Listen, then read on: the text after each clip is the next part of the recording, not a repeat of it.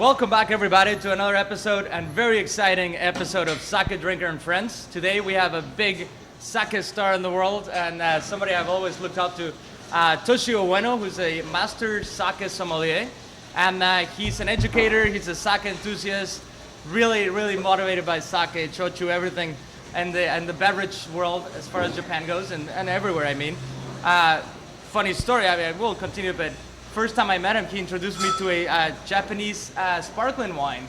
Amazing, the Aruga Branca, closer to a Krug style, but that'll be for another episode of Sake Drinker and Friends. Today we'd like to hear a little bit from Toshio and get all excited and try some things and welcome our audience as well. And Toshio, I'll leave it up to you. Tell us a little bit about where you grew up and how you got into the sake world. Yeah, Toshio Ueno is my name, and I'm from Yamanashi, Japan, which is, we have the largest production of wine in Japan. That's the reason why that I introduced wine to him. But anyway, I represent the Sake School of America. I educated people on the sake, and I live in Torrance, California, by the way. There you go. Is that where the institute is? Our school is in, Little Tokyo, downtown LA. Wow. And I'm sure, I'm interested in the education you guys do, and I'm sure the audience as well. What is the class or course consists of? We have two classes. One is introductory classes, we call Sake Advisor classes, which is 1 day and one hour exam after that. And second one is Sake Sommelier class, which is 2 days class and half day exam. Wow. And that's we are approved program provider for Sake Service Institute in Japan. Beautiful. And you want to tell everybody the website where they can log in and check it out? Yeah, our website is easy, www.sakeschoolofamerica.com. Beautiful. Nice and easy. Write it down. I'm really interested. I got certified through John Gardner, so it's a different institute. Yeah. I'm also a student of John too. Yes. You are as well. Yeah, you're a student of all over the Japanese stuff. I wanted to also mention that Toshio helps out with Mutual. Yes, I work for a mutual training company, which is Japanese food importer and the largest sake importer in U.S. Definitely. A lot of the products come through them. The Morimoto Sake is a lot of our favorites as well, which we'll be tasting and talking about them. And Rachel? We'll be talking about some things and tasting. And I thought we'd start with one of my favorites, with the Nambu Bijin, if you agree. And if you want to tell us a little something about the Nambu Bijin. Thank you. Thank you, Rachel. Wow. Nambu Bijin is a Japanese name, but the English name is Southern Beauty. The prefecture is Iwate Prefecture, northern part of Japan, and very small micro brewed company. And you're tasting Tokubetsu Junmai. I'm pretty sure that you guys talked about Junmai and non-Junmais and Tokubetsu Junmai, Ginjo and Daiginjo. Should I go through that or just skip that? I think why not? Just a quick intro. Okay. If you see the sake label and you see a Junmai or see the word Junmai, Junmai, it means pure rice brewed sake, meaning not fortified with alcohol, brewer's alcohol in it. So it's very simple ingredients: rice, water, koji, and water. Yeast. Yeast. Yeah. And the other one is fortified one, we call arutenshu or honjozo. And honjozo means, alcohol fortified. And you're tasting Tokubetsu Junmai, and these are the sake you can sip and eat. It's the aroma is very restrained, not so much, but it's very.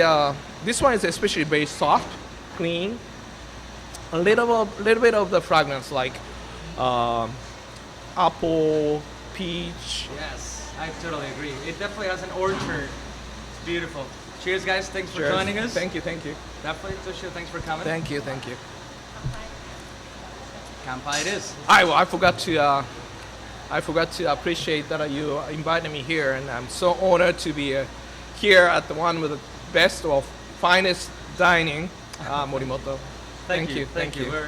We're thrilled to have you. As everybody knows, we opened Momo-san Bar not too long ago, and we're doing like a Japanese experience, if you will, what Chef Morimoto grew up with in Hiroshima, and doing a quick little bites and whatnot. One of them we're featuring tonight, and I hope everybody can try it and do the pairing, which I thought would work out. Some crispy frog's legs with a little polenta, a little cabbage, Napa cabbage, and fun braised grapes from the local descent, I believe. Not from this year. Yeah. This would be good. This would be good with the Southern Beauty. You know, we eat frogs too in Japan. Yes.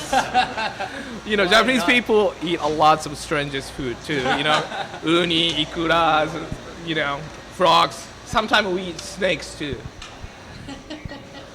What else? A couple other bites real quick.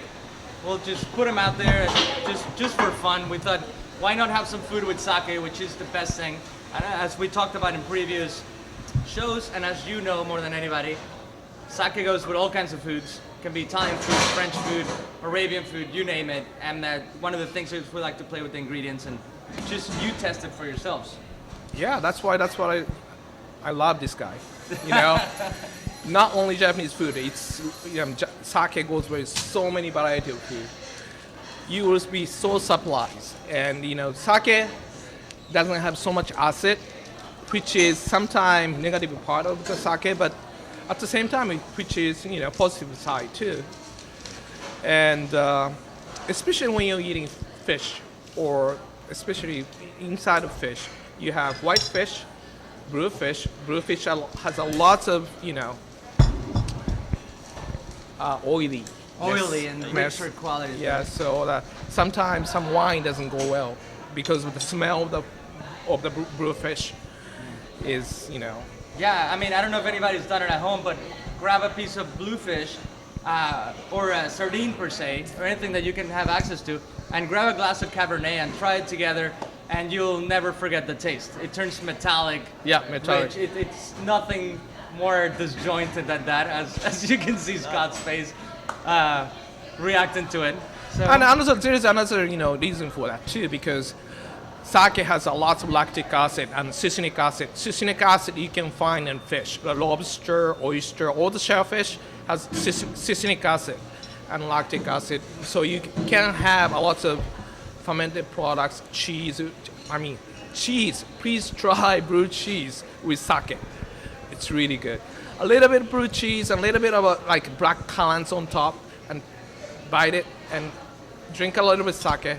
My God, it's crazy good. Absolutely. You know, one of the coolest things I've been, Jetro, which is a Japanese, what would you translate it to? Japanese export trading organization. They had a couple master somms come to Napa and did a challenge. I know, I saw, yeah. Yes, you saw it, right? With Bob Bath. Bob. And who else was it? The names are escaping me right now. But it was a great turnout, and one of the craziest things was having a koshu sake or aged sake with the blue cheese. Oh, yeah. And it's just life-changing. It's just, bam, the amino acids and the sake play very well. Yeah. Koshu means aged sake, and it gives you more nuttiness and mushroom flavors, and sake is a little bit sweeter side. That's why the saltier cheese goes well with it. Absolutely. Well, let's talk about the next sake, which is one of the craziest production sakes I've ever seen. And folks, if you wish, one of these. Some. And this one, I'm sure you could talk way better than me about Born. Junmai Daiginjo Muroka Namagenshu. But I'll leave it up to you, Doctor. I'm pretty sure you can talk a lot about him too. Muroka means Muroka Namagenshi means unpasteurized, diluted. So the alcohol content is a little bit higher than normal, and gives you such an impactfulness of the body, and also the aromatics component is very, very prominent, meaning not only fresh fruits. It has a lots of tropical fruits like lychee, mango, pineapples. What else? Oh my god, I mean, you name it. Yeah, mango dominantly, a little flowers. This is what I like to call the Viognier of the sake world, because it has, the Junmai Daiginjo gives it that floral to open up, and then you have the Nama unpasteurized, as you mentioned, the Genshu, and the unfiltered charcoal filtration that they skip. And the process, aside from what is a 3-month freezing he does before releasing, and it just gives it this extreme richness. It's something you never see in the sake world, at least in my lifetime in the sake world, and it's just complements fairly nicely all the way around.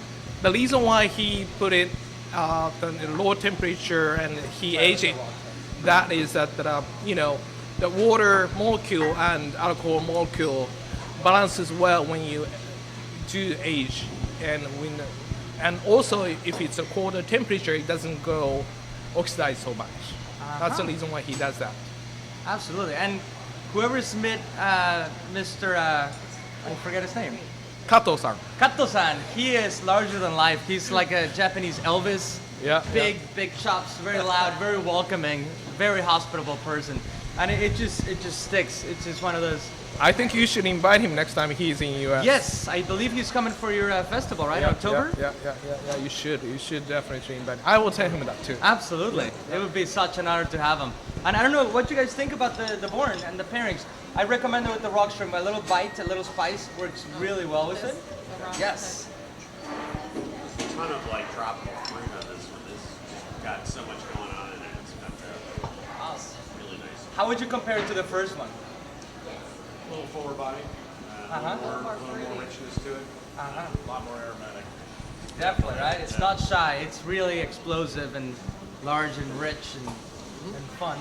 I have a question about pairings for you. Yes. When you pair sake with food, a lot of times when we're pairing wine with food, we look for acidity to balance dishes out, and you have a contrast. When you pair with sake, do you go for more complete balanced dishes because sake seems to be more balanced on its own, or is there a strategy that you have as a rule of thumb for pairing with sake? It depending on what types of sake you're tasting, but I think weights of the liquid is the key to the weight of what you're eating and pairing with. And also, some sakes are drier, even though it's really not so obvious as wine. Sake has some sake has a little bit drier, some sake is a little bit sweeter. Depending on that, how you pair with them. But as I said, acidity is not there, so you have to think about how you're gonna. When you don't have acidity in your food, you have to think about that too. Yeah. Absolutely. And then you can play with heating. Yep. And warm temperature and cold temperature, and that affects a lot of the palate too, and the way you attack dishes.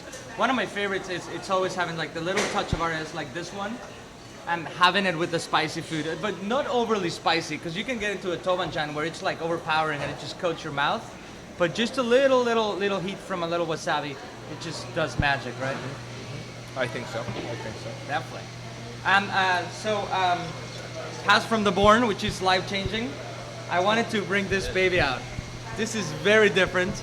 I want to say a story real quick. When we got introduced to it by the family that makes it, they said their great-great-grandfather invented Kung Fu. I don't know if you've heard that story as well, but they're really proud about it. I didn't take it as a joke, so it's an amazing thing. And the Kikuma Sake. And I don't know if you wanted to explain what Taru was. Okay. A little more in detail. Taru sake is sake aged in cedar barrel, so it has aromatics of the cedar. And this brewery is in Hyogo Prefecture, which has a lot of sakes more bold, more masculine sake because of the water they use is much harder water than other regions, so it has more richer and drier sake. Absolutely. And then this is aged in a cedar barrel, so you can smell the aroma and you can taste it too at the same time. But they don't age it at such long time as wine. They age it for like only 2 to 3 weeks. If they do more than that, it'll be too much cedar in your sake. I love on this one. The first time I tried it, it's totally a whole different page of sake. You smell it, and the cedar's it's there, right? This is almost like a Rhone style, like leathery, like Chinon or something like leathery, rich. And then once you get it on the palate, it's so delicate and clean, and it's dry. It has a little touch of sweetness too, which totally I would have never expected. I mean, the first time I tried it, I thought, whoa, this is gonna be like an Over Oak Chardonnay, 2x4. And no, it was so clean. It's just life-changing. Yeah. And also, you should know this. Daiginjo, Ginjo, those premium, very aromatic sake wasn't there more than 50 years ago. We didn't have the techniques to mill the rice, and we didn't have the yeast to have that, aromatics created by yeast. So this cedar barrel sake was very popular before that.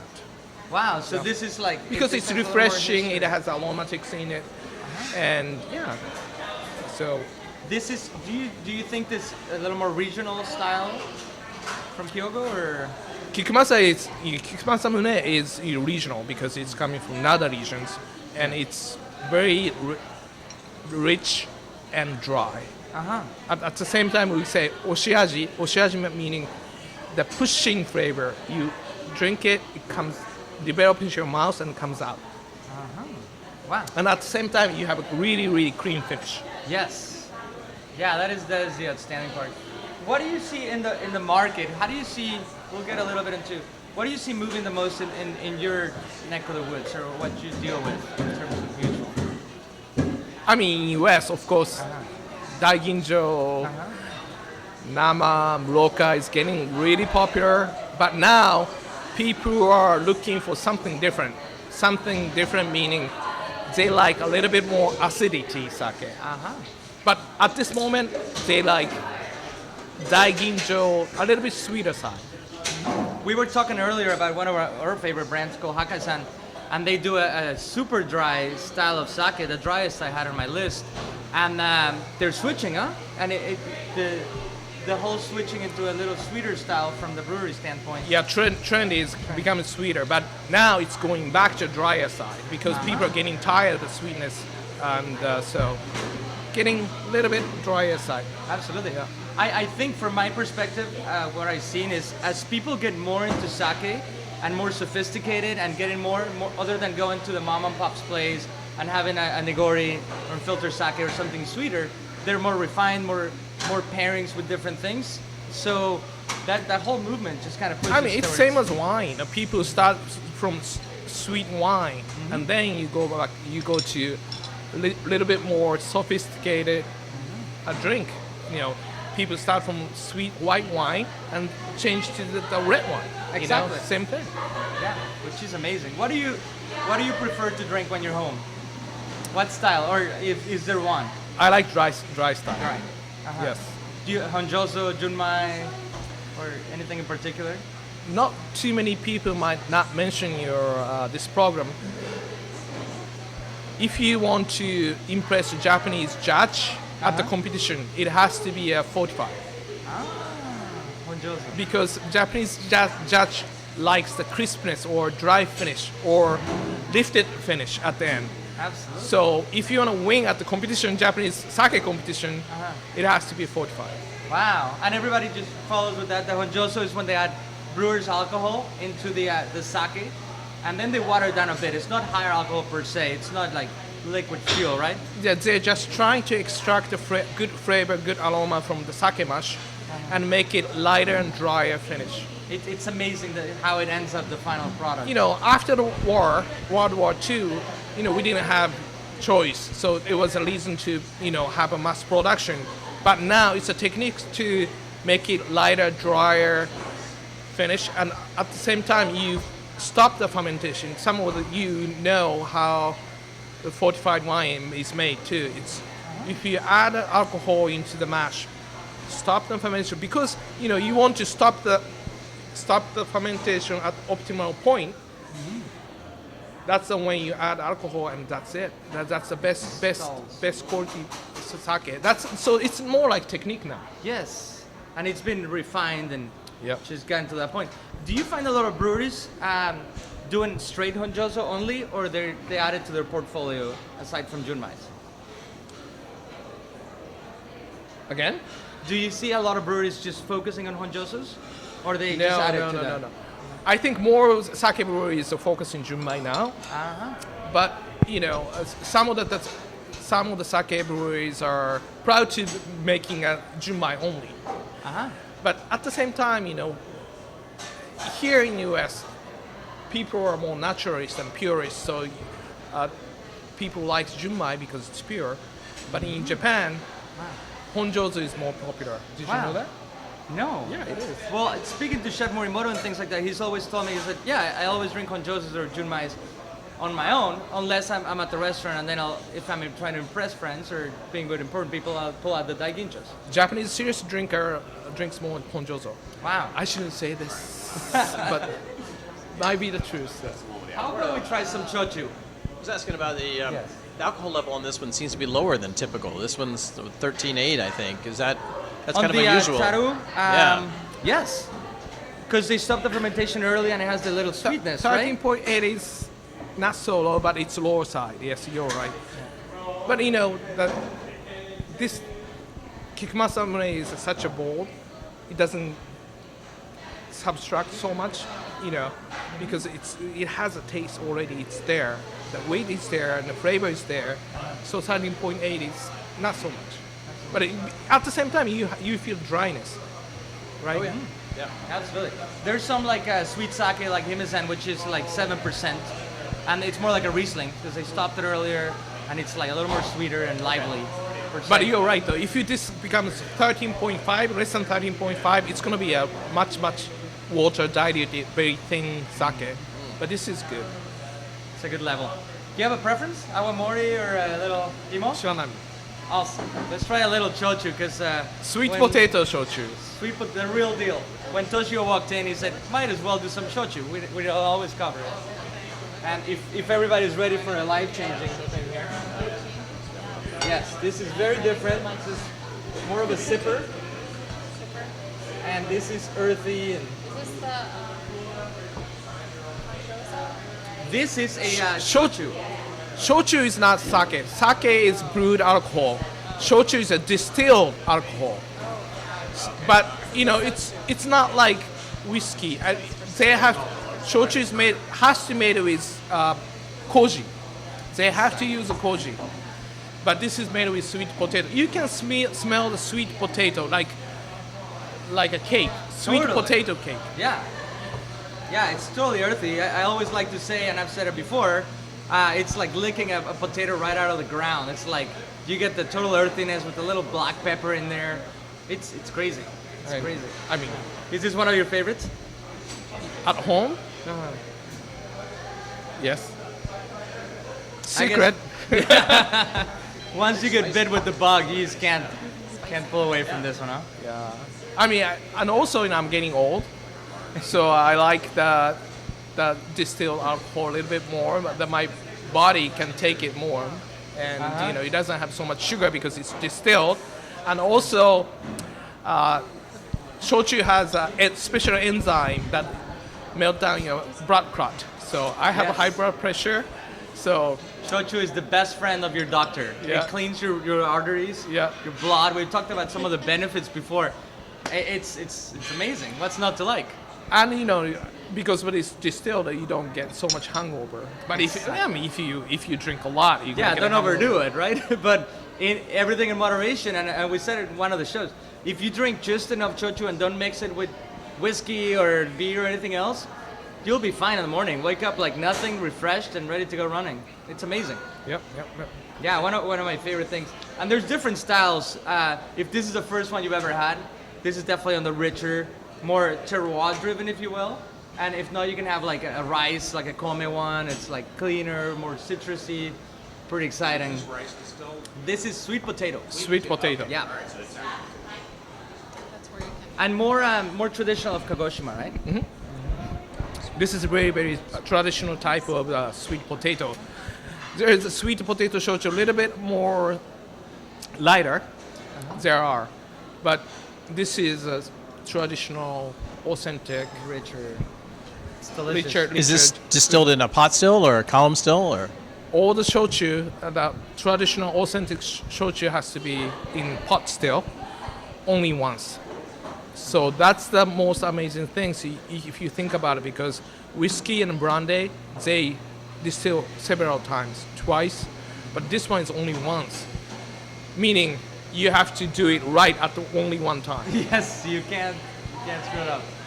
Wow, that's amazing, really fun. And you probably, this is a little more popular, right? You could find this one in most regions in the US. Yes, yes. Yeah, so take a good look. Sweet potato Shiranami. shochu, this is the #1 brand, by the way. The Shiranami Yep. shochu.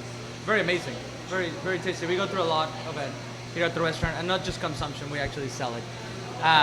Really amazing. Toshio, I want to say thank you very much for making the trip all the way from LA and visiting us, and we're all looking forward to go visit the Sake Institute and being updated with all those things, and thank you for joining us.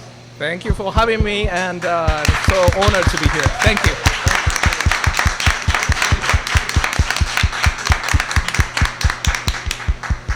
Cheers. Kanpai. Kanpai. Kanpai. Cheers, yes.